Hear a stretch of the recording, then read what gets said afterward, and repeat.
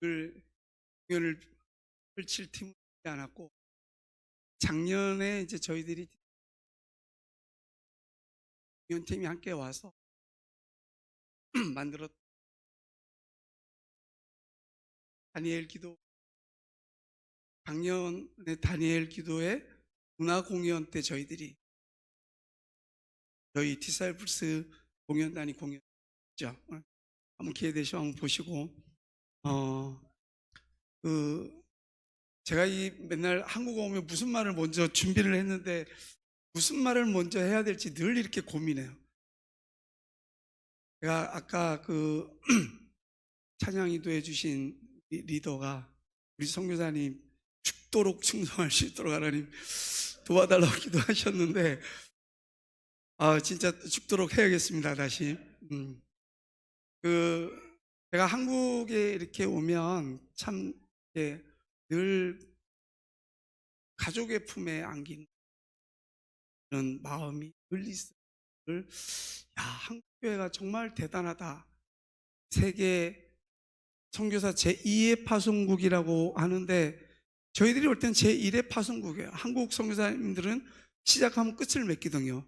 근데 여러 서양 선교사님들은 시작을 하면 엔조이 하면서 끝을 하는데, 못하면 다음 주자에게 하는데, 한국교회가 참 늘 감사하고 엄마의 품처럼 이렇게 느껴지는 것에 대해서 늘 고맙고 감사하고, 또 하나님께서 이 민족을 통해서 뜻이 쓰시겠다, 세계 선교 마무리 하시겠다라는 그런 늘 확신이 있습니다. 제가 요즘에 이렇게 느끼는 거는, 선교는 대충 이해하셨죠, 그죠? 이 사역은 할 얘기는 많지만, 한동안 저희 대한민국 선교사들이 전 세계 중국 사람보다도 많은 지역에 나가 있거든. 중국 사람들은 해외에 진출하면 중국집을 먼저 짓고, 우리 한국 사람은 세계 곳곳에 나가면 교회를 먼저 짓는 게 저희 한민족입니다. 할렐루야. 그래서 웬만한 전 세계 오지나 어디에 가도 다 한국 선교사님들이 계세요. 길을 잃어버리시면 한국 사람 찾으면 돼.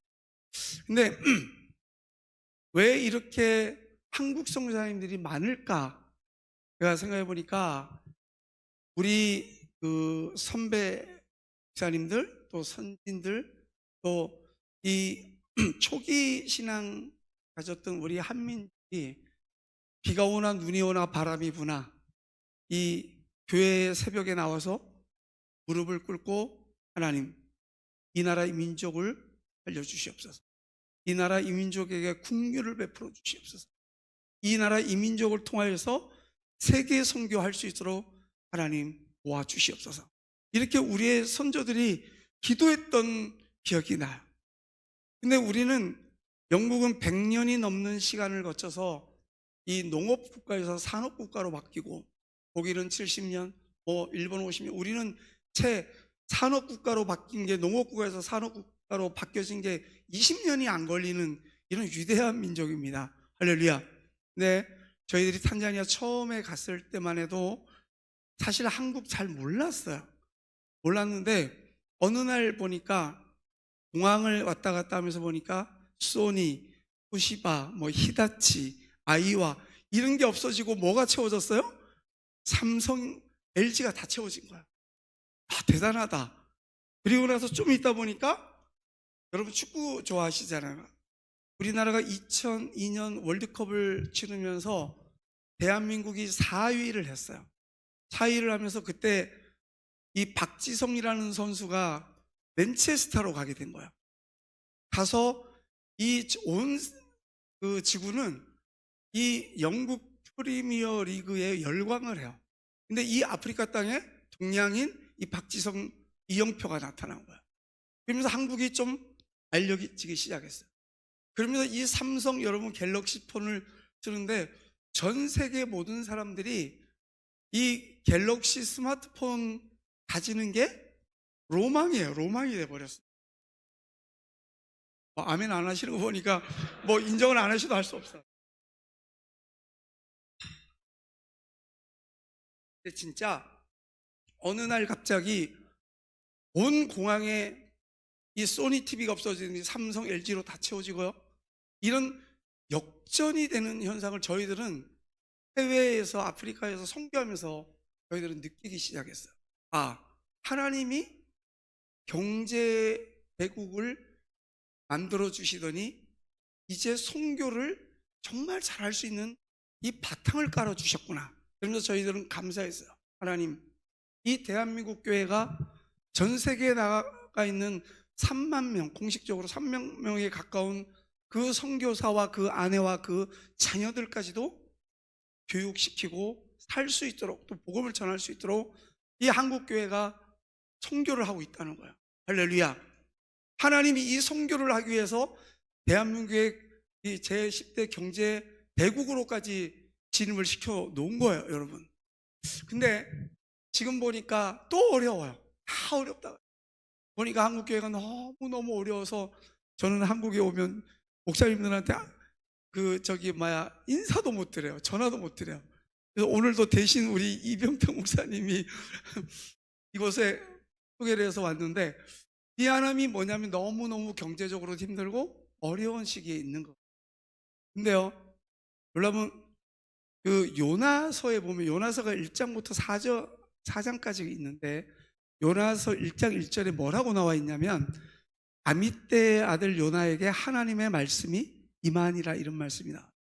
그리고 나서 순종을 하니까 막 고난을 겪다가 3장 1절에 보면 하나님의 말씀이 요나에게 두 번째로 임하니라, 이런 말씀이 나와요. 할렐루야.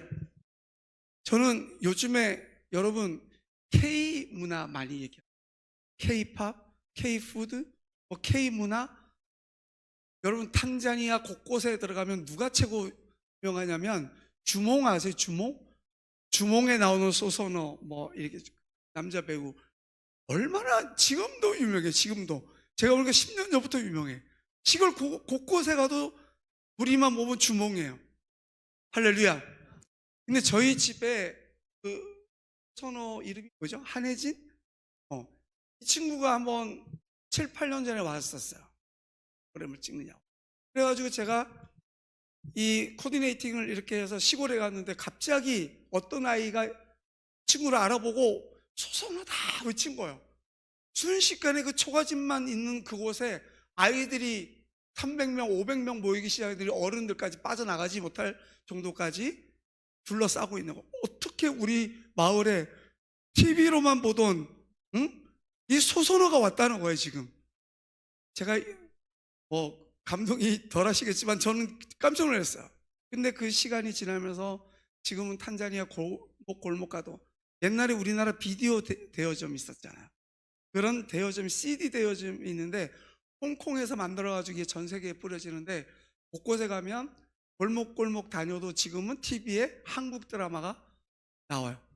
근데 저는 요즘 아이들이 배우들 얘기를 물어보면 잘 모르겠어요. 그런데 정말 한국 음악, 어디 가다 보면 한국 음악이 나오고 한국 드라마를 틀어놓고 있고, 또 어느 식당에 갔더니 현지인들이 한국 김밥을 말아요. 감동이 별로 없는가 봐요. 저만 좋은가요? 한국 김밥을 하고 한국 치킨을 만들어요. 코리안 치킨, 코리안 바베큐 이렇게 해서. 놀라울 정도로 이 K 문화가 우리가 느끼고 있는 것보다 더 많은 영향력을 온 세계에 끼치고 있다. 하다못해 아프리카까지도. 전에 몇 년 전에 보니까 북한이 한국을 공격한다고 미사일을 쏘대고 온 BBC, CNN 모든 이 방송국이 이제 남북한 큰일 났다, 전쟁 터진다, 막 난리가 났어요. 그리고 저희들도 긴장하고, 저희들이 같이 살고 있는 현지인들이 어떻게 하냐 너희 나라 이렇게 걱정을 해요. 그래서 그때 마침 비행기를 타고 한국에 올 일이 있어서 두바이를 거쳐서 이러고 오는데, 한국에 딱 오니까 이게 전쟁을 대비하는 나라가 맞나? 그 다음날 가니까 야, 우리 어디 먹으러 가자. 밥 먹으면서 또 어디가 맛있더라, 또 먹으러 가는 얘기해. 좀 이따 오니까 전쟁의 위기는 하나도 없고 전부 다 4월에 왔는데 꽃놀이 가자고 다 얘기를 해요. 제가 말씀을 목사님 잘 못하는 거죠. 반응이 없으면 우리가. 아니면 웃음 코드가 틀린 건가요? 아니 온 세계가 지금 남북한 전쟁 난다고 막 그냥 난리인데 우리나라 제가 왔더니 꽃놀이 가자 그러고 먹으러 가자 그러고 먹으면서 다른 먹으러 가자고 지금 얘기하고 있다고요. 이해되셨어요? 예. 알겠습니다. 근데 제가 이제 이 그 말씀을 왜 드리냐면, 여러분, 저는 한국인이기 때문에 그런 것이 아니라 22년 사역을 해가지고 보니까 하나님, 정말 우리 부모 때 또 우리 믿음의 선진들이 정말 이 나라 이 민족에게 국류를 베풀고 도와달라고 그렇게 기도했던 이 기도의 응답이 세계 선교를 이룰 수 있고 세계에 가서 코리안이라고 하면 환영받는 그런 세상을 우리가 맡고 있는 것은 다 조상 잘 만나서 된 건 줄로 믿습니다. 이 눈물의 기도가 있기 때문에 저희들이 선교를 할 수 있었던 것 같아요. 근데 저희들이 이제 선교를 하면서 제가 사실 제가 6개월마다 한 번씩 한국에 와야 되는데 2년 전에 제가 원웨이 티켓이 2억 3,500만 원 하는 비행기 티켓을 가지고 사서 한국에 들어왔어요. 이해가 안 되시겠지만 제가 코로나로 사경을 이렇게 헤맬 때였어요. 헤매는데 이게 도저히 거기서 처리가 안 돼서 이 그 침례 교단 중심으로 된 목사님들이 이 그 아프리카 선교회를 조직을 저희들이 파트너십으로 하고 있는데, 목사님들이 김정태 선교사 비행기 태워야 된다라고 했는데 이 소리를 들으니까 너무너무 마음이 어려운 거예요. 2억이나 넘는 돈을 내가 이걸 비행기를 타야 되나? 이런 마음이 이 결정을 못 하겠더라고요. 당장 타라고 하는데. 그래서 저에게 한 주만 시간을 달라고. 제가 만약에 일어나면 대신에 이코노미 말고 비즈니스로 태워주면 제가 가겠다고 이랬는데 계속 악화가 되는 거예요. 그래서 결정을 해주셔서 돈은 더 들어가게끔 만들어 놓고 6억 3,500만 원짜리 비행기를 제가 타고 왔는데, 저는 타고 오면은 한국 오면은 탈 줄 알았어요. 한국 오면 그때는 뭐 한국이 우한 코로나라고 처음에 했잖아요. 그렇게 해서 들어와서 진짜 정신이 없어지고 전 세계가 야 한국 큰일 났다 난리가 났었는데, 어느 순간에 보니까 한국이 극복하게 되는데 탄자니아에 국적기가 들어와요. 우리나라 대한항공 아시아나가 들어와요. 이 비행기가 올 때 뭐를 가지고 왔냐면 이 진단 키트, 그다음에 마스크, 이런 장비들을 갖고 들어오는. 그래가지고 우리 그 재외 국민들을 다 찍고 있던 기억이 있습니다. 근데 처음에 코로나가 이 중국에서 들어와서 막 퍼져나갈 때 한국이 난리 났다고 그랬어요. 우리가 코리안 아니에요. 근데 우리 별명이 코로나가 돼버렸어요. 순식간에. 그래도 안 웃으시. 근데 그런 비난을 받으면서 저희들이 겪는데, 제가 남아프리카 공화국에 잠깐 들렀을 때 전쟁 기념관을 갔는데 하다가 어느 동판이 제가 깜짝 놀랐어요. 그 앞에서 갔던 분들이 다 눈물. 저는 유엔 그 16개국 참전국 중에 우리나라 6.25 전쟁 때 저는 사우스아프리카가 들어가 있는 줄 몰랐었어요. 근데 전쟁 기념관에 이렇게 보다 보니까 이 그 기념비가 서 있는데 이래 보니까 남아공이 한국 전쟁 때 공군 전투기를 보냈어요. 그리고 조종사들을 보냈어요. 여러분 알고 계세요? 그리고 에티오피아가 전쟁 우리 유엔 참전국인데, 에티오피아는 지금 가장 못 사는 나라 중에 하나임에도 불구하고 우리랑 아무 상관이 없는데 그 왕의 친위대를, 왕을 보호하는 이 군인들을 저희 나라에 보내. 이렇게. 그리고 1950년대에는 우리가 전쟁을 겪으면서 아프리카 나라들보다 못 사는 나라들이었어요. 저희들이. 근데 아프리카의 전쟁에 도움도 받은 저희들이에요. 근데 이 코로나가 터지면서 어떤 상황이 벌어졌냐면, 우리도 그때 마스크 막 5장씩 분이 못 사고 이럴 때 저희 국민들을, 아픈 우리 코로나에서 전 세계에 있는 국민들을 구하겠다고 우리나라 국적기를 정부에서 보내주면서 코로나 키트와 장비들을 다 보내주면서 저희 국민들을 데리고 나왔어요. 첫 번째가 에티오피아, 사우스 아프리카 등등등등 이 아프리카 저개발 국가에 이거를 보내준 거예요. 감사함으로. 근데 이 나라에서 뭐라고 얘기하냐면, 에티오피아도 그러고, 이렇게 나라에 자기네들이 도움 줬던 걸 기억하면서 자기네 이 위기 때 우리나라를 도와주는 나라는 처음이라는 거예요. 그게 대한민국이에요. 아멘 좀 크게 해보세요. 할렐루야. 우리가 이런 위대한 민족을 이제 이끌어 왔는데, 지금 또 식어지니까 하나님이 두 번째 저희들에게 말씀이 임했으면 좋겠어요. 근데 이게 뭐냐면, 하나님이 우리나라 K 문화가 이렇게 전 세계를 휩쓸 줄 누가 알았겠습니까? 오늘 이렇게 워십팀이 여기서 하는 거 보고 깜짝 놀랐어요. 탄자니아 오세요. 제가 행복하게 해드리겠습니다. 네, 진짜로 저희들이랑 콜라보하면 좋을 것 같아요. 야, 너무 멋져요. 여러분, 제가 이제 이 사역을 하는 데 있어서 4가지 전략이 있는데, 이 목사님들이나 우리 사역자들은 이 트렌드를 읽을 줄 알아야 되거든요. 네, 트렌드. 이 교회 오늘 보니까 너무 이뻐요, 목사님. 네. 스크린도 그렇고 찬양단도 그렇고 찬양 인도자도 그렇고, 목사님도 이렇게 미남 처음 봤어요. 진짜 강남에 가셔서 목회하셔야 될 것 같아요. 제가 보니까 진짜예요, 여러분.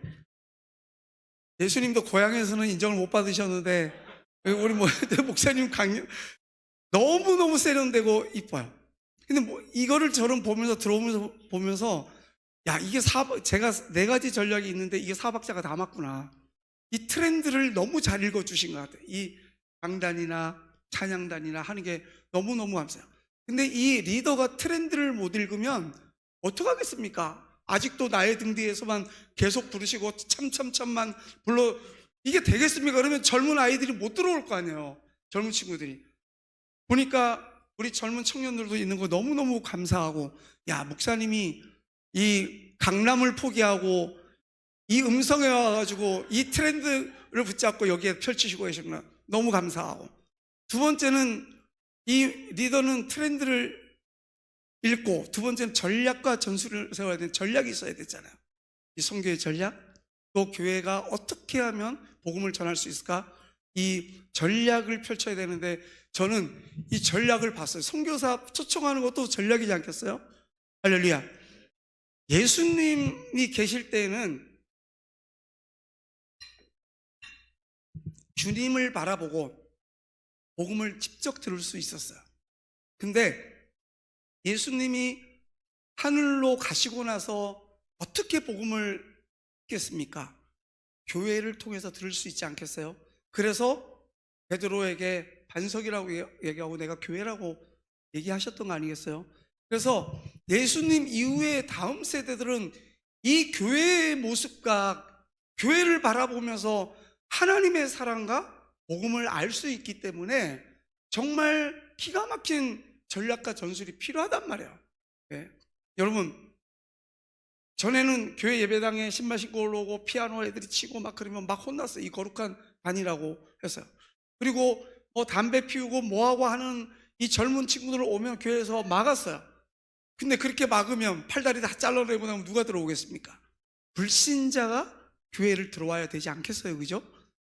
이들을 활짝 교회에서 열어서 하나님의 사랑이, 세상 모든 부모까지도 버린 이 아이들에게 하나님의 사랑을 넣고 하나님의 말씀을 넣고 예수 그리스도의 그 십자가의 사랑을 넣어야 이 아이들이 변하지 않겠습니까? 근데 교회가 이 트렌드도 못 읽고 전략도 없이 이거를 세상 이 부족한 부분을 우리는 필요 없어 하고 막아버리면 어떻게 되겠습니까? 저는 이 교회에 보니까 청년들이 있는 게 정말 기가 막힌 이 전략을 가지고 있다. 이것만 봐도 알 수 있는 것 같아요. 할렐루야. 세 번째는 이 시스템인데, 시스템은 이 뭐 키보드 이런 걸 말하는 게 아니라 여러분 사람이 써야 되잖아요. 예. 하나님께서 누구를 통해서 일하시냐, 이런 물건을 통해서 일하시는 게 아니라 사람을 통해서 일하시는데, 이래 보니까 찬양단이라든지 아주 교회를 젊게 가져가시는 것 같아요. 너무너무 감사하고, 그리고 어떤 이슈가 딱 일어났을 때 이 시스템이라는 거는 이 교인들이 한 몸, 한 뜻이 되어서 이것을 나가고 또 이루어 나갈 수 있는 이 시스템이 있다는 게 얼마나 중요합니까? 제가 이 세 가지는 그냥 잊으셔도 되는데 마지막 거 얘기하려고 이렇게 길었어요. 오늘 여러분 마지막으로 교회가 문화를 놓치면 진짜 끝나는 겁니다. 이 문화는 노래하는 것뿐만이 아니라 우리 여기가 지금 교회가 음성에 있으니까 이 음성의 이 문화와 사람과 이 모든 것을 읽어낼 수 있어야 돼요. 교회가 문화의 선두가 되지 않으면 뺏깁니다. 저희 탄자니아에 지금은 신천지 1년 만에 청년들만 3,000명이 넘어섰어요. 구원파는 이 다르살람 대학, 우리나라 서울대학 앞에 이 굉장히 큰 쇼핑몰이 있는데, 그 쇼핑몰에 컨퍼런스홀에 5,000명에서 10,000명이 들어가요. 이렇게 들어가는데 거기에 구원파들이 와가지고 대학생들을 전략적으로 이 선교를 해요. 그래서 한나는 선교를 하는데 뭐 그라시아 찬양단인가, 그리고 그 K 태권도 팀 타이거, 이들보다도 저 방송국에 준하는 그런 시스템을 가지고 준비를 해서 이 젊은이들을 그냥 골목골목부터 시작해가지고 최고의 대학들을, 그래, 학생들을 다 끄집어내는 거야. 구원파. 지금은 누가 들어왔냐? 신천지로 들어왔고, 지금은 여러분 도를 아십니까? 아세요? 여기는 없어요.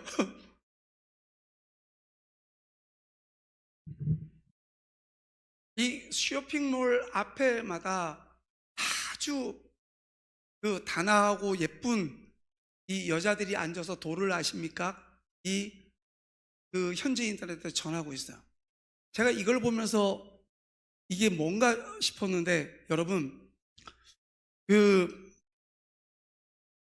이 구원파나 신천지나 이래 보면요, 정말 아주 전투적인 공격적인 선교를 대학생들이 3,000명씩 막 1년에 몇 번씩 무비자로 정보하고 얘기해서 들어와가지고 이 전도를 해요.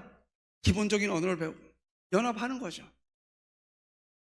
그리고 이렇게 하나가 돼서 하는데, 우리 이 복음주의 교단, 장로교, 침례교, 성결교, 감리교 다 들어와 있지만 이거를 한때는 대비를 못했어요. 이 이단들이 하는 이 일들을. 근데 어느 날 저희들에게 마음을 주셨는데, 저희 쇼카이어가 있는데, 우리가 이 문화를 놓치면 청년 그룹은 다 놓치겠구나, 청년 세대. 그래서 저희들이 연합을 하다 안 되니까, 그래, 이거를 연합할 때까지 기다릴 게 아니라 우리가 한번 직접 해보자. 그리고 저희가 사역하던 곳은 아까 보셨지만 탄자니아에서 가장 어려운 슬럼가예요. 128개 부족의 아이들이 돈을 벌러 서울로 올라와서 정착하는 쪽방촌 같은 곳이에요. 근데 이곳에 아이들이 보면 정말 감사한 게, 달란트? 재능이 너무 많은 거예요. 그래서 저희 교회는요, 담배 피우는 아이도 오고요, 데모차 하는 아이도 오고, 다 들어와요. 근데 왜 그러냐면 저희들이 유치원 하던 거를 문을 닫았어요. 그리고 거기다 거울을 달아주고, 그곳에다가 아이들이 어느 날 보니까 아이들, 시골에서 온 아이들이 계속 들어오니까 그 열쇠를 아예 던져줬어요. 자라. 그리고 이 이유는 뭐냐면, 너희들 나가서 이 딴짓 하다가 이 구속되고 걸려서 이러는 것보다 차라리 사고 쳐도 교회 안에서 쳐라. 제가 다 열어줬어요. 여러분 좀 황당할지 모르지만 제 생각에는 이 아이들이 이럴지라도, 누가 보호가 안 되는데 이럴지라도 교회에서 끌어안아주지 않으면 안 된다라는 제 마음이 생겨서 제가 아마 탄자니아 선교사들 중에 가장 많이 교도소도 가고 경찰서를 드나들었을 거예요. 그래가지고 경찰서도 한번 애들이 잡혀서 이렇게 가면 그 유치장에 애들이 목사님하고 꺼내달라고 난리를 쳐. 그러면 제가 가면은 경찰서장님이 꺼내주고 이러는데, 이게 소문이 나가지고 이 센트럴 폴리스 경찰청까지 다 올라간 거예요. 그러니까 이제는 우리가 조직적으로 이 아이들, 마리아나하고 이런 마약하고 이렇게 하는 아이들을 관리, 그 경찰청하고 팀으로도 같이 일을 하게 됐어요. 하나님은 이 힘든 가운데서도 좋은 친구를 만나게 하시고 그 다음에 일을 이끌어 나가시는데, 이게 제가 말씀드리는 멈출 수 없는 하나님의 운동력. 할렐루야. 할렐루야. 그래서 이런 일들을 헤쳐나가면서 보니까 저희들은 그런 어려운 일들이 겪을 때마다 하나님 왜 납니까? 그리고 왜 이렇게 힘든지 이렇게 생각하는데, 하나님은 그 결말에는 하나님께서 좋은 사람을 만나게 해주시고 또 좋은 길을 열어주셨다는 거예요. 할렐루야. 제가요, 한 번은 오지를, 저는 그 96년에 탄자니아를 들어갔다가 이제 오지를 들어갔는데, 저는 고등학교 2학년 때 저는 선교사가 되겠다고 서원을 했어요. 그리고 고등학교 졸업하고 신학대학을 가고 다 했는데 이게 길이 안 열리는 거야. 근데 선교사는 저는 무조건 아프리카 가야 되는 줄 알았어요. 선교사 이꼴 아프리카 가야 되는 줄 알았어요. 근데 길이 안 열리니까 하나님, 제가 이렇게 기도했어요. 하나님, 가정도 어렵고 저희 어머니가 39에 혼자 되셨는데 7남매를 키우셨어요. 그리고 탄광촌에서, 그 다음에 이 석회석 광산촌에서 저희 7남매를 혼자 되셔서 다 키우시고 교육을 시키셨는데, 그러면 주님, 저에게 시간을 주시면 제가 가정을 좀 연수를 해놓고 제가 아프리카로 가겠습니다. 이렇게 결정을 하고 사업을 시작했는데, 이 사업이 안 돼야 되는데, 빨리 가는데 너무 잘 되는 거예요. IMF 때 다 꼬꾸라질 때 정말 한 달에 5천만 원, 1억씩 벌게끔 만들어. 제가 가구 회사를 운영을 했는데 이렇게 되는 거예요. IMF 때 시작을 돈 1,500만 원을 매형한테 빌려서 시작한 게 6개월 만에 18억짜리 공장을 샀어요. 많이 벌었죠, 그죠? 네. 그런데 이런 과정을 이렇게 거쳐가면서 제가 선교사로 나가야 된다고 생각해요. 어느 날 보니까 톱밥 냄새가 맡기 싫어졌어요. 가구회사는 톱밥을 많이 나와요. 이게 맡기 싫어요. 근데 제가 한날 새벽에 그 설교를 하는데, 아브라함에게 주님이, 하나님 말씀하시기를 너는 내 본토 친척 아비의 집을 떠나 내가 내게 지시할 땅으로 가라. 이 설교를 지금 제가 하고 있는 거예요. 근데 설교 준비를 하면서 저는 그냥 설교를 준비한 거였어요. 하면서 제가 은혜를 받았어요. 내가 지금 이 얘기를 외치고 있는데 주님이 제 마음속에 너 가라, 왜 여기 있냐, 이것처럼 느껴진 거야. 근데 새벽에 예배를 끝나고 이제 권사님, 집사님들을 모시고 내려 준비해서 다 내려주고 내리고 난 다음에 아내가 이렇게 얘기를 하고, 예린 아빠, 당신 사업 정리하고 선교지 가려면 힘들지? 그렇지.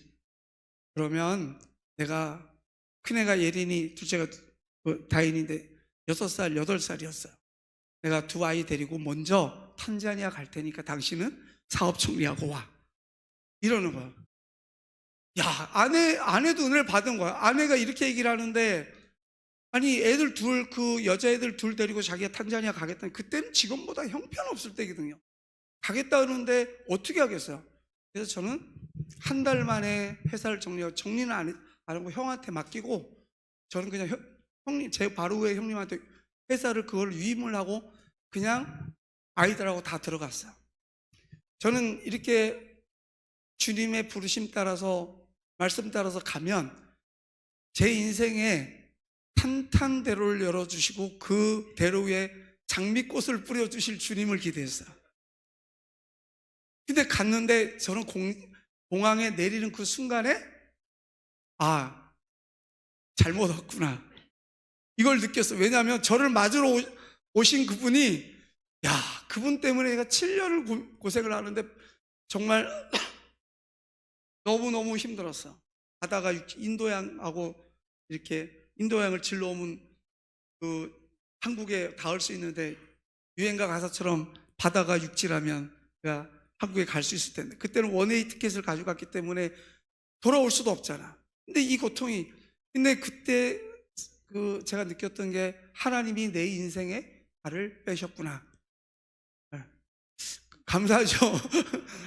이 아무런 반응이 없을 때는 어떻게 계속 진행을 해야 되는지 웃어주세요. 예? 예? 제가 이렇게 서보니까 목사님이 제가 여기 오기 전에 목사님 그 설교를 여러 편 제가 듣고 왔어. 근데 목사님이 설교를 하실 때 여러분이 아멘 아멘 화답도 하고 막 웃어주고 졸다가도 버떡 일어나야 목사님이 신나서 계속 하는데 이렇게 제가 할 때 제가 물론 목사님보다 못하지만 할 때 반응이 없으면 재미없어요. 예? 제가 뭔 얘기하다가 말았는지. 그래서 갔는데 이 하나님이 내 인생에 가랄 때는 언제고 발을 빼신 것 같았어요. 저는 아이들하고 아내하고 갔기 때문에 아무것도 없는 상태에서 하나님 진짜 너무하신 거 아닙니까?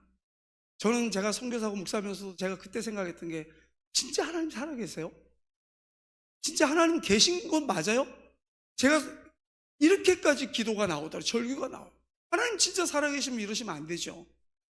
어떻게 저를 철저히 내 인생에서 주님 발을 빼시고 이렇게 응답도 없고 반응도 없습니까? 하나님 귀가 안 들리세요? 하나님 말씀하지 못하세요? 저는 이 기도를 정말 오래 했어요. 때로는요 새벽에 잠이 안 와요. 벌떡 일어났는데 정신이 말짱해서 정말 하나님하고 많이 싸웠어요. 근데 제가 어느 정도 시간이 지나고 나서 한 13년이 됐는 것 같아요. 근데 그때 제가 알기를 왜 이랬는지 주님께서 왜 이랬는지 알았어요. 이게 광야 학교였구나. 여러분 광야 학교 이해하세요? 우리는 누구나 이 광야 학교를 입학을 해야 돼요. 그리고 이 광야를 거쳐서 졸업을 해야 되는데 이 광야는 뭡니까? 우리 탄자니아 오시면 내가 광야 보여드릴게요. 이 광야에 가면 물도 없고 그늘도 없고 아무도 없어요. 정말 시원한 건 뭐냐면 이 구름 조각이 딱 떠 있으면 거기에 보면 까맣게 그늘이 져 있어요. 거기 들어가면 진짜 시원해. 어쩌다 나무를 만나면 시원해. 이 광야는 죽음밖에 없는 곳이에요. 동서남북을 바라보아도 도움의 손길이 올 수 있는 곳이 아니에요. 근데 그때 주님이 뭐라 말씀하십니까? 동서남북을 바라봐도 아무 도움이 없는데 너는 제 마음속에 믿음의 주 온전케 나만 바라봐. 너는 가만히 있어. 내가 하나님됨을 너의 하나님됨을 알지어다라는 이런 말씀이 제 가슴에 비치는 거야. 할렐루야. 근데 그걸 지나고 나니까 제가 얼마나 은혜가 되는지요. 하나님 감사해요. 광야학교를 졸업을 하는데 하나님 감사해요. 왜냐하면 제가 그때 알았어요. 이 광야학교는 내 인생에 두 번 다시는 없다. 그리고 내가 돌아가고 싶어도 돌아가고 싶지 않아. 누가 그 어렵고 고난 중에 있는 그 힘든 그 삶을 다시 가고 싶겠어요. 그죠? 돌아가고 싶지는 않아. 근데 제 인생에 두 번 다시 올 수 있는 시간도 아니야. 근데 그때만 누릴 수 있는 하나님의 놀라운 은혜가 쏟아지는데요. 진짜 눈물이 나더라.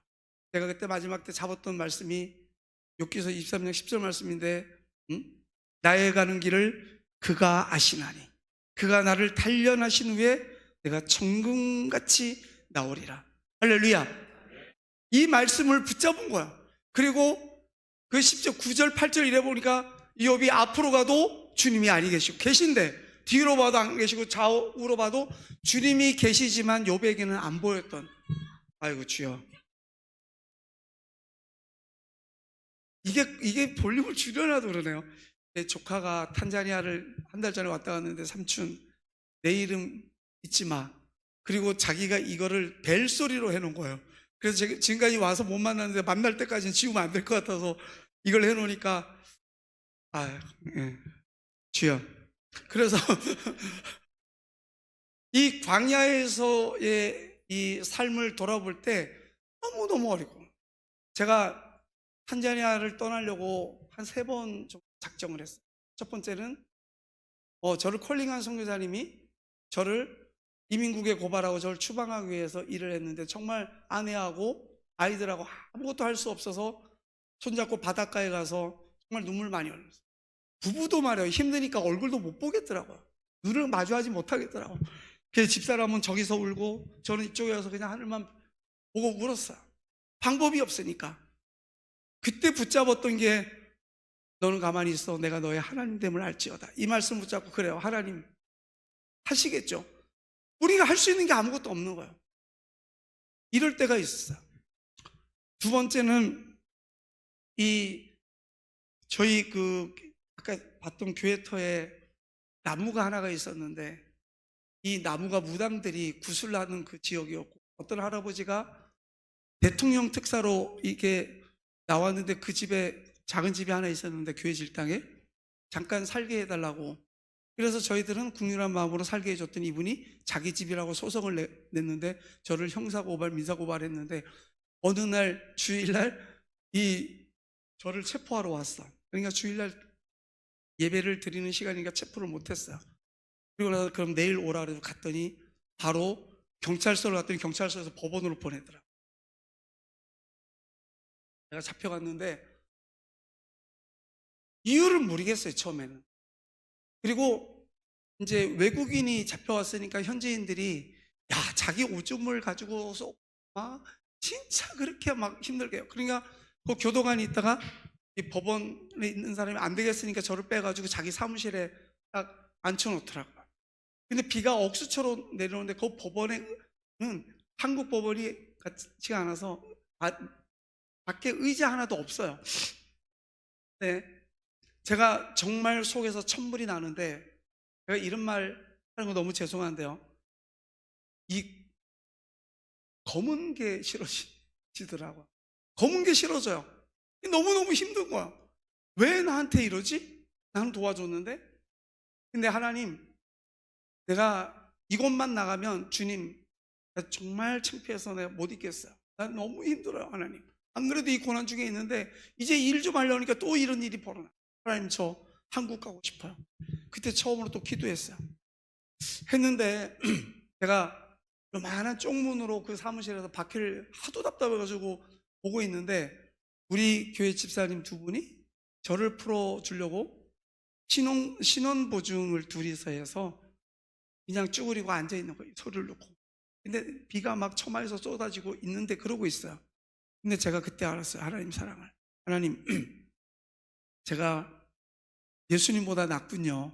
주님은 십자가에 달리시던 날 밤에 제자들이 모두 졸고 배반하고 떠나갔는데, 그래도 나 살리겠다고 지금 그 슬럼가의 그 집사님들은 힘도 없고 능력이 없는 그 집사님 2분이 정부 레터 받아가지고 지금 법원에 놓고 저를 기다리고 있는 거예요. 하나님 감사해요. 제가 이곳에 나가면 제가 아까 했던 검은 게 싫어, 이거 취소입니다. 하나님 다시 할게요. 그랬던 적이 있고요. 두 번째는, 제가 이제 나중에 이제 무슨 말을 하려고 지금 제가 이제 이 설명을 드린 거야. 두 번째는, 제가 이제 어느 교회 가서도 이 간증을 안 하는데 제가 오늘 하고 싶어요. 왜냐하면 이병탁 목사님이 탄자니아 얘기 좀 많이 좀 했으면 좋겠다고 저한테 예배당에 들어오기 전에 쿡 찔러가지고 해야겠다. 저희들이 이제 사역을 쭉 해나가는데 어느 날 이제 저희 집에 강도가 들었어요. 무장 강도가. 근데 저희들이 마당에 개를 그냥 놓아서 키우고, 이 개들이 평상시에 짖던 소리랑 틀려요. 그래서 저는 밤에 무슨 소리가 나면 잘 깨가지고, 그리고 늘 저희들이 그 아프리카에 살다 보니까 긴장감이 있어요. 잠을 자도 늘 충분하지 못하고 이게 긴장감이 있어요. 그런데 개들이 짖길래 나가서 보니까 괜찮아, 개소리가 안 나. 이게 왜 그러지? 하고 나서 거실 화장실에서 소변을 보고 있는데 저희들 문 앞에는 다 자갈이 깔려 있어요. 뭐가 저거적 하는 소리가 나는 거야. 이 저거적 하는 소리가 이 자갈을 밟는 소리가 나요. 사람이 밟는 소리인 거야. 그래서 소변을 보고 나서 창문을 작은 방에 가서 이렇게 보니까, 마당을 보니까 뭐가 쑥쑥 움직이는 거야, 사람이. 그래가지고 누구냐 했더니 차 뒤에서 쑥 일어나더니 저는 처음에 창인 줄 알았어요. 무슨 하얀 거를 보니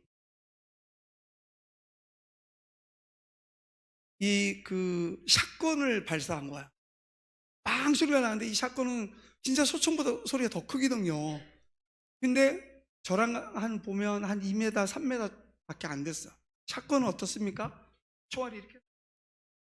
근데 그거를 자기네가 들키니까 제가 발견하고 누구냐 했더니 바로 저한테 샷건을 쏜 거야. 그리고 나서 이제 들켰으니까 이 사람이 쐈는데 보니까 저쪽에서 이렇게 해가지고 쑥쑥쑥쑥 일어나는 거예요, 사람들이. 9명이. 그래서 저희 거실을 뚫기 시작하는데 제 두 딸하고 제 아내는 막둥이를 해서 8개월이 돼 있었고, 그래서 이제 들어가 있는 거야. 침대 밑으로 들어가고 문을 잠그고, 저는 토이카로 있던 제 친구가 그냥 연습용, 만약에 누가 오면은 이 방어용으로 쓰라고 골프채 못 쓰는 걸 하나 주고 갔어요. 거실에 있었는데 문을 뚫고 들어오는데 그걸 막기 시작했어요. 정말 정신이 없었어요. 총소리가 나니까. 그러니까 거실 현관으로 가니까 또 쏘는 거야. 근데 이렇게 보니까요, 이게 한 발짜리인데, 저한테 3발을 쐈는데 나중에 지나고 나니까 진짜 거실에 산탄이 수백 발이 쏟아져 있더라고. 예. 근데 저는 진짜 그때는 뭐 죽기를 각오한다 이런 거보다도 그냥 막아야 된다라는 생각뿐이 안 드는데, 제가 평상시에 경찰들 이렇게 보고 하면, 교회 앞에서 보면 코카콜라를 한 병씩 사줬어. 코카콜라 한 병 사달라는 게 그들의 요구니까 늘. 근데 제가 이 상황에서 아내한테 잘 가지고 연락을 좀 하라 그랬더니 사람이 휴대폰을 들고 부르지. 근데 저희들이 현지어로 하면서 하는데, 제가 평상시에 이렇게 교통경찰 하던 친구인데 이 친구한테 콜라를 사주고 이렇게 친하게 지낸 이 친구한테 이게 걸린 거예요. 그러더니 이 친구가 아내한테 강도냐 아니면 도둑이냐 이렇게 물어봤어. 강도다 그랬더니 지금 끊어보라고, 내가 처리할 테니. 그러더니 전화를 끊었더니 이 친구는 센트럴 폴리스 기동타격대에 전화를 해준 거예요. 새벽 2시 40분에 해주니까 이 기동타격대가 이제 출동을 사실 하는 경우가 거의 없거든요. 근데 잠깐 있다가 보니까 조금만 참으라고 그러더니 전화를 끊었는데 전화가 왔는데, 이 경찰 친구가 조금만 버텨줘. 응? 너희를 위해서 지금 기동타격대가 출동을 했다고 하니까 내가 계속 지켜볼 테니까 조금만 더 버텨달라고 하는 거야. 너무 희망적이잖아요, 그죠? 근데 보니까 15분 만에 한 15km 되는 데서 기동타격대가 진짜 왔어요. 이 일은 있을 수 없는 일이야. 기동타격대가 저희 집. 근데 깜짝 놀란 게, 저희 집을 어떻게 알지? 얘기를 안 했는데, 근데 그때 알았어요. 우리 선교사는 어항 속의 금붕어다. 응? 우리는 숨어 살아도 다 알고 있구나. 근데 와가지고 들어오니까 이 친구들이 나가기 시작한 거야. 근데 옆에 군네이버스 지부장이 있었는데, 이렇게 이제 나가고 나서 가보니까 막 핏자국이 나고, 얘기를 하면 짧게 할게요. 막 나고 해가지고 사람 불러도 안 나올 거야. 났다 하고 왔더니 안방 문에서 둘이서, 이 부부만 둘이 있는데 이 문이 안 뚫리게 하기 위해서 문을 받쳐들고 있었던 거야. 우리가 불러도 너무너무 충격을 받아서 못 나오고 있는 거야. 끌어안고 울었어요. 바닥에는 친구들이 유리를 깨면서 다친 핏자국이 막 있는데, 그런 상황에서 그날 저녁이 됐는데, 뭐 수사관들 왔다 가고 저녁이 됐는데, 큰애하고 둘째 아이가 와서 이렇게 얘기를 해요. 아빠 엄마 너무너무 미안해. 우리가 아무것도 도와주지 못해서 자기네들이 침대 밑에 들어가서 할 수가 없으니까 하나님 우리 아빠 도와주세요. 그러면서 이 기도할 때 치아가 막 닿더래요. 얼마나 떨리는지. 그래서 저녁에 소파에 이제 앉아서 얘기를 하는데 엉엉 우는 거죠. 저희들 안고. 아빠 우리 때문에 우리를 살리려고 이렇게 하는 모습 보고 자기가 도울 수 없는 모습 보고 너무너무 미안해서 펑펑 울더라고요. 그래서 제 친구가 보더니 우리 애들은 안 되겠다면서 데리고 들어간 거야. 그러면서 저희들은 견딜 수 있을 줄 알았어요. 아내하고. 근데 또 밤이 이렇게 다가오니까 아내가 막 두려워서 어떻게 하지 못하는 거야.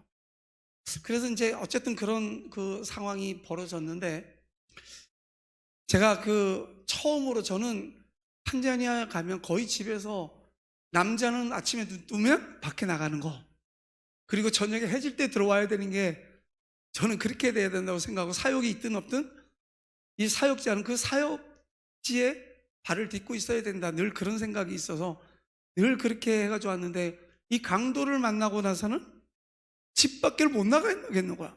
그리고 그 다음날 아침에 이 이웃들이 와가지고 이렇게 유감 표명을 하고 안 됐다 이렇게 얘기하는데, 그들의 그 위로조차도 너무너무 가슴이 안 들어. 어떻게 너희들이 내가 이렇고 힘들고 어려울 때, 위기에 있을 때 왜 도와주지 않지? 이게 다 가십으로 보이는 거야. 그 이웃들조차도. 웃어도 그 사람이 혹시 제가 그러지 않았을까? 이런 마음까지. 너무 고통스러웠어요. 처음으로 제가 일주일 됐어요. 일주일을 집 밖에를 못 나갔어요. 두려움 때문에. 네. 그때 이래서는 안 되겠다 싶어가지고, 하나님, 제가 오늘 사역지로 나가는데 하나님, 사역지에 나가서 돌아오기 그 전까지 하나님 저에게 사인을 주시옵소서. 하나님께서 제가 이 땅에 있어야 될 그 이유를 말하지 않으시면 저는 돌아가겠습니다.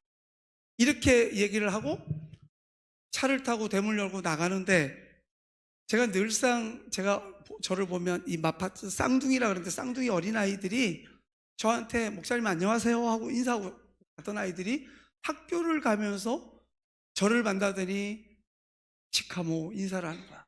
이 가장 극존층의 인사를 저희들한테 하는 거야. 그러면서 너무너무 애들이 얼굴이 이쁜 거야. 근데 그 아이의 얼굴을 보면서 주님이 저한테 이렇게 말씀하시는 것 같았어요. 저의 느낌으로. 야, 이래도 떠날 거냐? 저는 아이들 너무 사랑스럽게 해요. 아프리카 아이들 눈만 봐도 보석 같아요. 근데 이 쌍둥이 아이들이 평상시에도 인사를 했는데, 이날따라 이 아이들이 인사하는데 너 이래도 떠날 거냐? 이렇게 말씀하시는 것 같은 거야. 그때 눈물이 뚝뚝 떨어지는데, 하나님, 내가 있어야 될 이유를 알겠습니다. 그리고 나서 주님, 제가 이 땅에 발붙이고 끝까지 있겠습니다. 이제는 내가 떠난다는 소리를 안 하고 저는 끝까지 내가 있겠다. 하여간 이런 과정들이 있었어요. 여러분, 저희들이 하나님 일을 하려고 할 때 사단은 자기가 동원할 수 있는 최선의 방법, 우리는 그 사단의 이 방법을 이길 수가 없잖아요. 그죠? 사단은 왜냐하면 하나님과 거의 똑같이 99.9% 똑같이 이 가면을 쓰고 위장해서 우리를 공격해요. 근데 이게 공격이, 왜 사단이 우리의 삶을 공격하고 우리의 이 사이를 깨어놓겠어요? 이 이유는 하나님 나라가 확장되는 데 있어서 사단은 최선의 방법으로 우리를 공격합니다. 그럼 우리가 누구를 의지를 해야 돼요? 아까 찬양 중에 성령, 또 기도 중에 성령을 말씀하셨는데, 예수님께서 하늘나라로 이제 올리우실 때, 내가 하늘로 올리면 너희를 위하여 보혜사 성령을 보내주시겠다고 약속을 하셨잖아요. 그죠? 이 보혜사 성령은 돕는 성령이잖아요. 돕는 성령. 그러면서 사도행전 1장 8절에 뭐라고 나옵니까? 예? 복음에 대해서 나옵니다. 사도행전 1장 8절. 오직 성령이 너희에게 임하시면 너희가 권능을 받고 예루살렘과 온 유대와 사마리아와 땅끝까지 이르러 내 증인이 되리라. 할렐루야. 여러분, 교회가 성령 충만하지 않으면 안 돼요. 우리의 신앙이 우리의 힘으로 도저히 사단의 이 공격을 이겨나갈 수가 없어. 누가 함께 하면 돼요? 내가 너희를 위하여 보혜사 성령을 보내주시겠다. 그래서 오직 성령이 너희에게 임하시면 너희가 권능을 받고, 여러분, 성령이 임하지 않으면 우리에게 권능이 임할 수가 없잖아요. 그래서 성령 받으라는 거야. 우리가 사단의 이 책략을, 공격을 성령이 함께 해주시지 않으면 이길 수가 없어요. 그러니까 성령 받아야 되는 거예요. 할렐루야. 성령 꼭 받기를 원합니다. 이 성령께서 우리의 길을 인도하시면 그 전능하신 아버지 하나님이 우리의 삶을 인도하시는데 무엇이 두렵습니까? 예? 소요리 문답에 보면, 일문일답에 보면 뭐라고 나왔어요? 우리가 이 땅에 사는 목적이 하나님을 영화롭게 하고 기쁘시게 하는 게 우리의 삶의 목적이 아닙니까? 그죠? 그 목적을 하나님께서 친히 이루어 주시고자 성령을 보내주시고, 전능하신 그분이 우리의 하나님 되시잖아요. 그죠? 자, 이거는 이렇게 하고 제가 조금만 더 해도 돼요? 저희들은 이제 사역 가운데 4가지 사역이 준비되어 있어요. 첫 번째는 저희들이 교회 사역, 선교의 꽃은 교회입니다. 교회가 세워지는 거. 그리고 선교의 끝은 모든 열방이 하나님을 예배하기까지. 할렐루야. 기억하십시오. 선교의 꽃이 뭐라고요? 교회가 세워지는 것.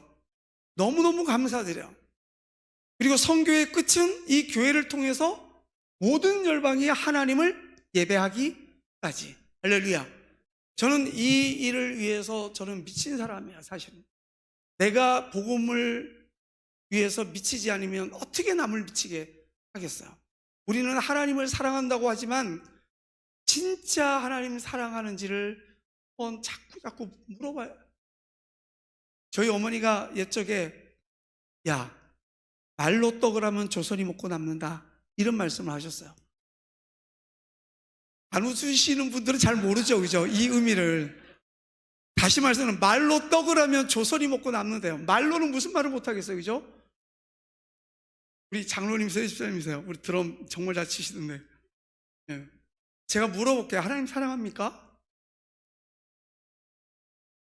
아니, 진짜 가슴으로 제가 진짜 물어볼게요. 하나님 사랑하십니까? 제가 두 번째 물어보겠어요.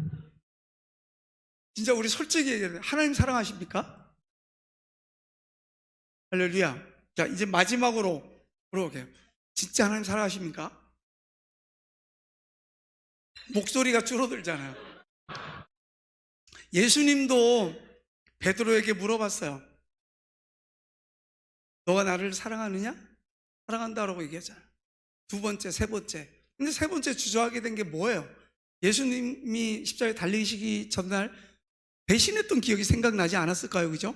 근데 예수님은 부활하셔서 이 베드로가 고기 잡으러 나왔는데 한 마리도 잡지 못했어. 그런데 이 제자들을 위해서 아침에 조반을 만들어 놓고 생선을 구워 놓고 와서 먹으라는 거야.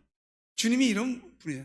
근데 우리는 주님을 늘 사랑한다고 고백하고 기도하고 콧물, 눈물 다 쪘지만 진짜 주님을 위해서 우리가 하나님께서 나와 복음을 위하여 아비나 어미나 형제나 자매나 자식이나 전토라도 내어놓는 자는 땅에 있어 백배의 복을 받고 내세에 있어 영생을 얻지 못할 자가 없느니라.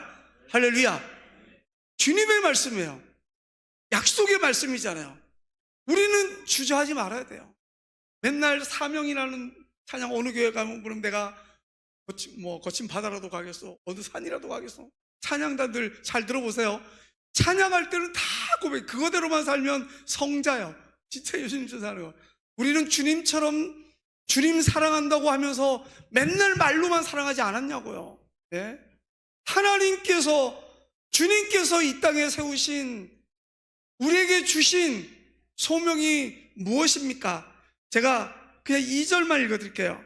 아몬의 아들, 잠깐만요. 가서 예루살렘 거민의 귀에 외쳐 말할지니라.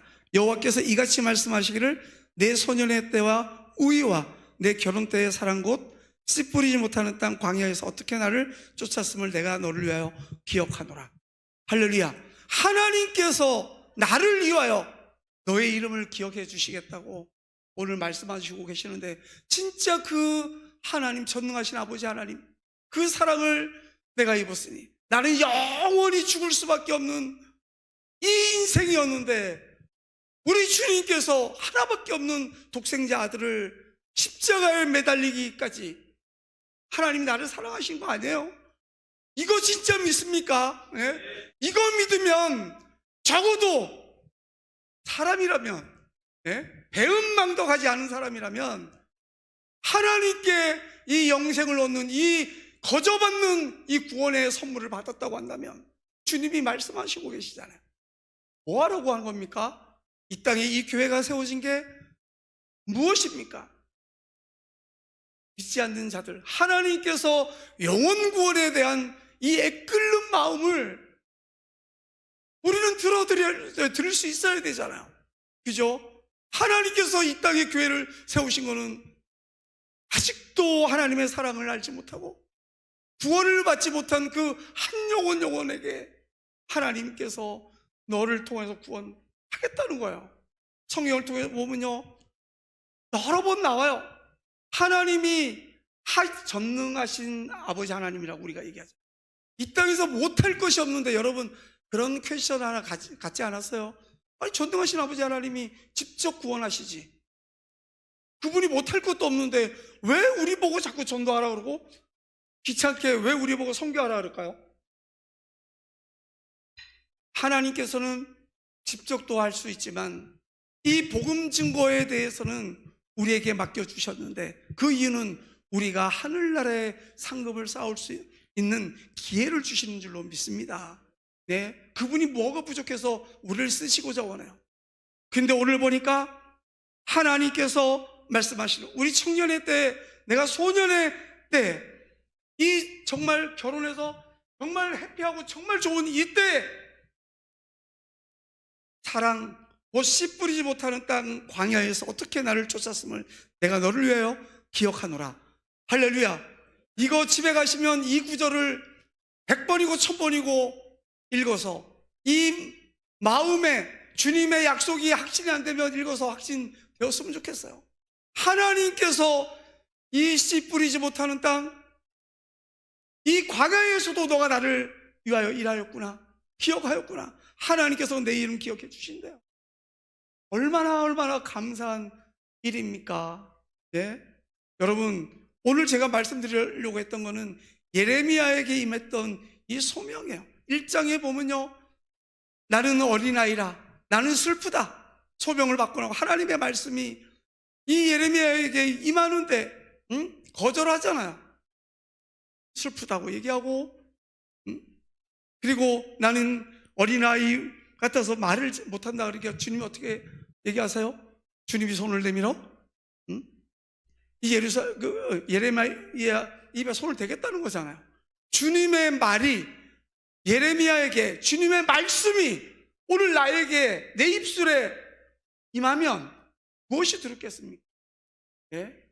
여러분 전도하십시오. 마지막으로 여러분 제가 부탁드리는 게, 여러분 종이를 이 하나를 가지고 말해요 50번을 접어. 그러면 이 두께가 얼마 되겠습니까? 우리 자매님, 예쁜 자매님, 신문지 하나를 50번을 접어. 이러면 50번을 접으면 이 두께가 얼마나 되겠습니까? 예? 두껍죠.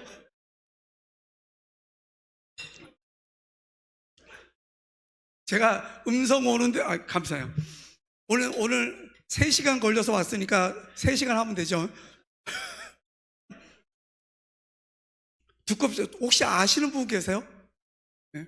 이 나중에 구글링 해보시면 답이 나오는데, 우리가 신문지를 50번을 접으면 달나라를 가고도 남는 두께가 돼요.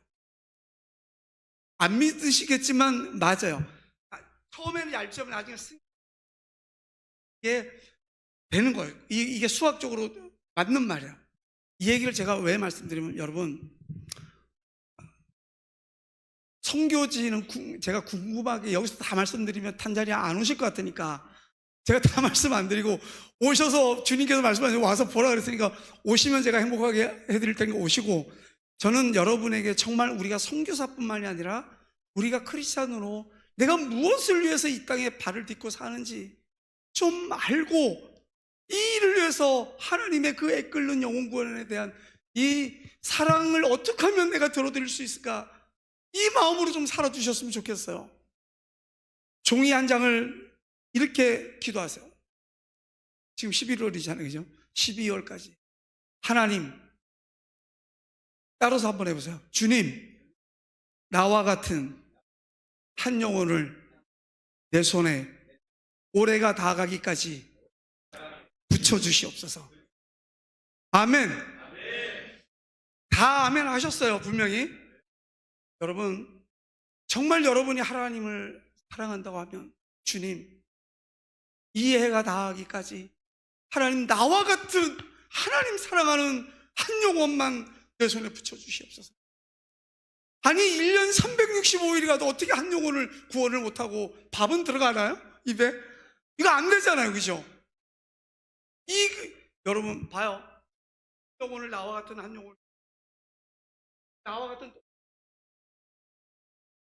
또 한 번, 두 분이 또 기도하는 거야. 하나님, 이달에 한 영혼만 붙여주시옵소서. 그러면, 아니, 한 달에 수도 없는 사람을 만나고 하는데 어떻게 복음 한번 안전하고 우리가 주님의 사랑을 감사하다고 말로만 사랑한다고 얘기를 하고 살 수가 있습니까? 두 사람이 전도를 하면 몇 명이 돼요? 넷이 되고, 넷이 전도를, 또 하나님 우리 가운데 한 영혼만 붙여주시옵소서. 8되고, 8일이 16되고, 16이 32 되잖아요. 이게 여러분, 신문지 한 장이 50번을 접으면 달러를 가고 남는 이 숫자가 되는 거예요. 여러분, 많은 영혼을 붙여달라고 할 필요도 없어요. 힘들어. 한 영혼을 살리시기 위해서 주님께서는 십자가에 달려 죽기까지 하셨잖아요, 그죠? 이 하나님이신 그분이 나 하나 살리자고 십자가에 달리신 그분이에요. 근데 나는 그거 하나 못하겠어요? 하나님이 그 영혼 구원해달라고 하는데. 그래서 이 해가 다기까지 여러분 손에 하나님, 나와 같은 한 영혼, 내 사랑 아시죠? 하나님, 내가 주님 사랑하는 거 아시죠? 하나님, 나와 같은 한 영혼만 내 손에 붙여주시옵소서. 한 영혼을 천하하고도 안 바꾸시는 그분, 밥 한 그릇 사준다고 이분이 변하겠습니까? 죄송해요, 자꾸만 여기 너무 은혜스러워서 여기만 쳐다봐. 밥 한 그릇 사준다고 변하겠습니까? 택시비 한 번 내준다고 되겠습니까? 그분의 종이 돼야 되죠. 예? 그런 마음이 없이 어떻게 그분의 마음을 살 수 있겠어요? 예수님은 당신의 목숨까지 내려놓았는데. 할렐루야. 여러분, 사과 드시죠? 사과를 까면 씨방이 5개인가 있어요. 그럼 그거에 사과 씨가 5개란 말이에요. 이 씨를 심으면 싹이 나고 나무가 되죠, 그죠? 되겠죠, 그죠? 그러면 그 나무에 사과가 몇 개가 열리는지 혹시 아시는 분 계세요? 이번 건 한번 맞춰봐요. 몇 개가 열릴 것 같아요? 5개? 사과나무에? 제가 작년에 청송을 우리 애들 데려갔더니, 야, 사과나무가 이렇게 있는데 옛날처럼 이렇게 되는 게 아니라 사과나무, 진짜 우리가 사과나무에 몇 개가 열릴지는 우리는 알지 못해요. 누가 알아요? 주님만이 아세요. 이 사과씨가 열매를 맺고 또 그 사과씨가 열매를 맺을 때 우리는 그 열매가 어떻게 맺지 아냔 말이에요. 사과 농사를 안 지시니까 잘 모르는지 모르겠지만, 옥수수 좋아하세요? 옥수수 이 한 대에 몇 개가 붙어 있는지 아세요? 옥수수 하나에? 생각 없이 그냥 드셨죠, 그죠? 제가 조사를 해보니까 강원도 찰옥수수는 250개, 그래서 한 300개 사이, 큰 그 사료용 옥수수 이런 것들은 저희들이 먹는 그 옥수수 가루는 많게는 500개까지 붙어요. 근데 이 한 대에서 하나 나고 2개 나고 3개가 나요. 근데 그 옥수수를 씹는 거 보니까 짝대기를 갖고 다니면서 쿡쿡 찢고 다녀. 그럼 그 구멍에다 알을 넣는데 딱 두 알 나요. 두 알 중에 하나, 두 개가 같이 올라오면 하나를 꺾어내고, 이게 한 대가 자라는데 한 대에 보통 옥수수가 세 개가 열려요. 몇 개? 그럼 1,500개. 맞아요, 안 맞아요? 네? 여러분, 성경에 뭐라고 나와 있습니까? 눈물로 씨를 뿌리는 자는 기쁨으로 단을 거두리로다. 여러분, 가슴에 손을 얹고 내가 도둑이 아니었나 한번 생각해 보세요. 우리는 씨를 뿌리지도 않고 무조건 기도만 하고, 씨를 뿌리는 그 고통도 눈물도 없이 하나님께 주시옵소서만 외치지 않았어요? 네? 이 옥수수 하나를 눈물로 씨를 뿌려놓고 들담도 메고 가꿔주고 하니까 하나님은, 야, 이게 1,500개를 주셔. 제가 거짓말 아니잖아요. 제가 강원도에 살아보니까 그래요, 진짜. 이게 하나님의 방법이에요. 사과를 씨를 하나 심으니까 우리가 사과가 얼마가 열릴지는 몰라. 종이를 한번 접어보니까 이게 나중에 얼마나 많은 두께가 될지 몰라. 제가 이 얘기 무슨 말씀입니까? 여러분, 하나님을 사랑한다고 하면 말로만 하지 말고 진짜 나 같은 영혼 하나님 도와주세요. 하나님, 내가 입술이 둔하여 전하지 못할 때 예레미야에게 되었던 하나님의 손이, 하나님의 입술이 내게 임하셔서 말하게 하시고, 하나님 갈 길 가게 하시고, 이를 위해서 나를 파괴하고 비난하고 힘들게 하는 이 자들을 하나님 징계하신다고 예레미야 1장에 나와 있더라고요, 보니까. 너는 두려워하지 말라, 내가 너를 구원하겠다고 말씀해 주셨어요. 이렇게 얘기를 하는 거예요. 마태복음 28장에 보면 하늘과 땅의 권세를 내게 주셨으니 너희는 모든 족속으로 제자를 삼아 아버지와 아들과 성령의 이름으로 침례를 베풀고 내가 내게 지시한 모든 것을 가르쳐 지키게 하라. 보라, 세상 끝날까지 내가 너희와 항상 함께하리라. 너희는 만민에게 복음을 증거하라. 너희가 병든 자에게 손을 얹은 즉 나을 것이요 귀신이 나간다고 얘기를 하잖아요. 이게 주님의 말씀이 약속이잖아요. 여러분, 하늘과 땅의 권세를 내게 주셨으니 주님께서 받으신 그분이 너희가 복음 전하고 너희가 복음을 그리스도를 전할 때 내가 세상 끝날까지 sometime? 아니잖아요. 항상 내가 너와 함께 하겠다고 약속하신 세상 끝날까지 그 전능하신 아버지 하나님이 그 원하는 영혼 구원에 대한 내가 전하고 있을 때 하나님께서 내가 너와 함께 하겠다고 한다면 된 거잖아요. 그죠? 예? 무엇이 우리에게 더 필요합니까? 나와 복음을 위하여 어미나 형제나 자매나 자식이나 전토라도 내어줬는 자는 여러분 죽어서 천국 가겠습니까? 주님께서는 이 땅에서 천국을 오늘 말씀하고 계시잖아요. 예? 복음을 위해서, 주님을 위해서 우리의 모든 삶의 우선순위를 내려놓을 때 주님께서 이 땅에 있어 100배의 복을 받고, 따로 기도하지 마세요. 복음 전하면 하나님 아버지의 그 사랑을 내 우선순위에 두면 여러분 이 땅에서 100배의 복을 받는데요. 아니 무슨 조건이 필요했습니까? 이 방법을 알려줬는데. 이제 끝. 뭐라고 맨날 끝이래. 여러분, 제가 사랑하는 은사 목사님이 작년에 돌아가셨는데 제가 아마 마지막 제자가 된 것 같아요. 참 가슴 아픈 일인데 이분이 오래 계셨더라면 제가 최근에 겪고 있는 이 아픔 안 겪을 수 있었을 텐데, 제가 이분이 7년 8년 전에 오셔서 저희들이 번아웃 돼 가지고 진짜 쉬고 싶을 때였어요. 근데 오셔서 이렇게 말씀하십니다. 총회장님, 사모님 이렇게 앉으세요. 제 얘기를 지금부터 잘 듣고 이 부탁을 꼭 들어주셨으면 좋겠습니다 라고 부탁을 해요. 근데 뭐라고 얘기하시냐면 힘드시죠? 예. 근데 지금부터 내 말을 잘 듣고 꼭 부탁을 들어주세요. 이제부터 꿈을 꾸는데 선교사님이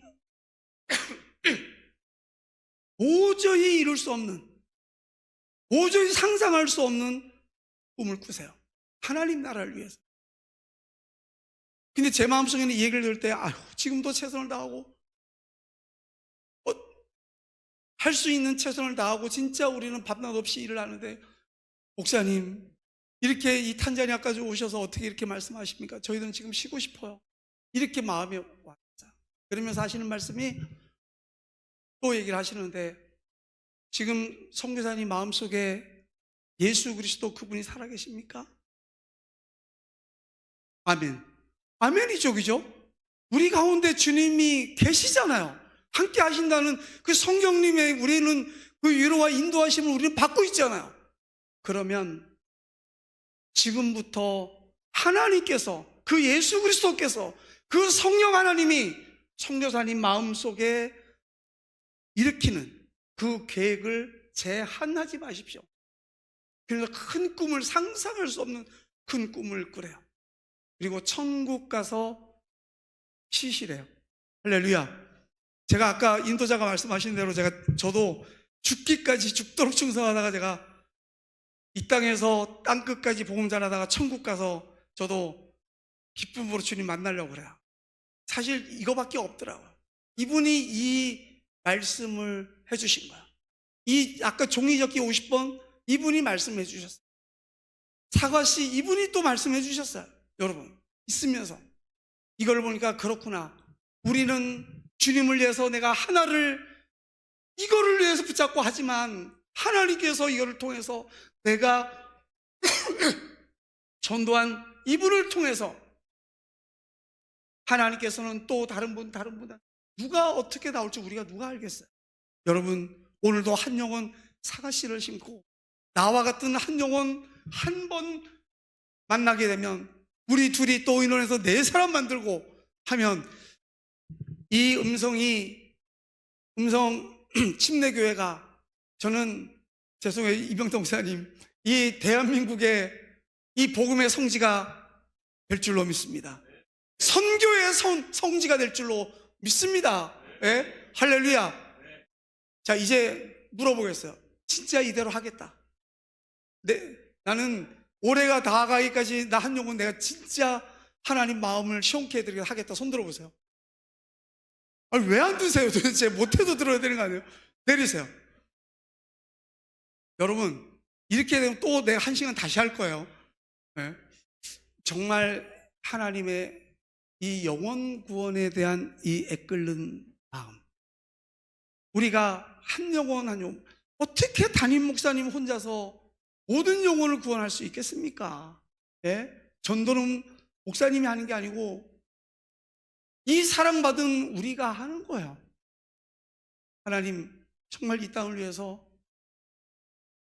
죽어가는 영혼들을 살릴 수 있도록 하나님 이 손에 붙여주시옵소서. 여러분 한번 정말 사과씨를 심는 마음으로 여러분이 이렇게 해줬으면 좋겠어요. 그리고 다음에 혹시 오게 되면 지난주에 봉헌 예배 드리셨죠 목사님? 이거 도저히 이 교회 가지고는 안 되겠다. 장소가 안 돼가지고 진짜 하나님 그냥 드리는 말씀이 아닙니다. 저는요 진짜 그렇게 했어요. 진짜로 진짜 그렇게 했어요. 우리 아이들은요 금요일만 되면 전부 다 전도지 들고 전 스태프들이 목사님 이번에 와서 보세요. 이 신학생들 들고 3분 복음 이 복음을 3분에 압축을 시켜서 달달달달 외우는 거야. 나가가지고 금요일만 되면 초등학교 중학교 다 가요. 거리마다 그렇게 해가지고 하여간 이 복음을 갖다 입에서 줄줄줄 외우는 거야. 나가가지고 하는 거야. 저희들 개척한 지 2달이 됐는데 신학교 안에 있는 채플에서 다시 개척을 했는데 그 개척에 하니까 어떤 현상이 벌어지냐면 저희는 청소년이 타켓인데 가서 애들을 붙들고 오니까 이촌에서 애들이 교회 300명씩 나와요. 2달 만에 처음에 50명, 100명 올라가는 거야.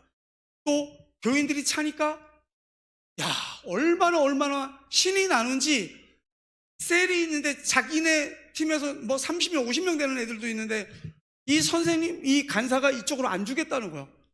이렇게 욕심이 생기는 거야. 재미있는 거야.